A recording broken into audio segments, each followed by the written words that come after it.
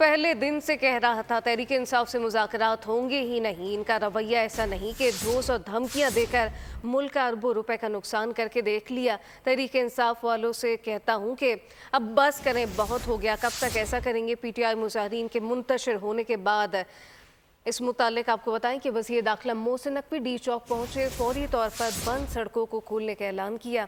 कहा कि mobile phone service बहाल हो जाएगी। इस्लामाबाद में जुमेरात से स्कूल मुकम्मल तौर पर खुल जाएंगे। जबकि उन्होंने कहा कि पीटीआई वालों ने मीडिया हाउसेस पर हमले किए।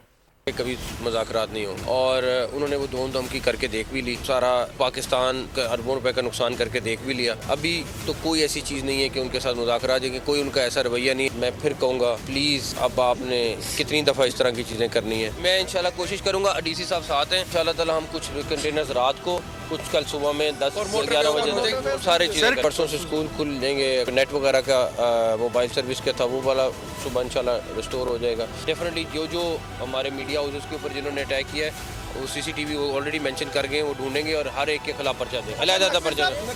हमने उनको एक दफ़ा नहीं 2 दफ़ा जब उन्होंने खुद कहा कि हमें संजानी की जगह दे दें, हमने मुशावरत के बाद वो जगह दी। उन्होंने कहा कि हाँ, वो हमें खान साहब ने भी ओके कर दिया है कि हमें संजानी जाके करना। उनकी जो आजकल एक्टिंग प्रेसिडेंट हैं, उन्होंने कहा कि नहीं, मैं नहीं मानती इमरान खान का फैसला और मैं डी चौक जाऊँ। इंशाल्लाह ताला उम्मीद है कि नया दिन नई सोच के साथ जाएगा।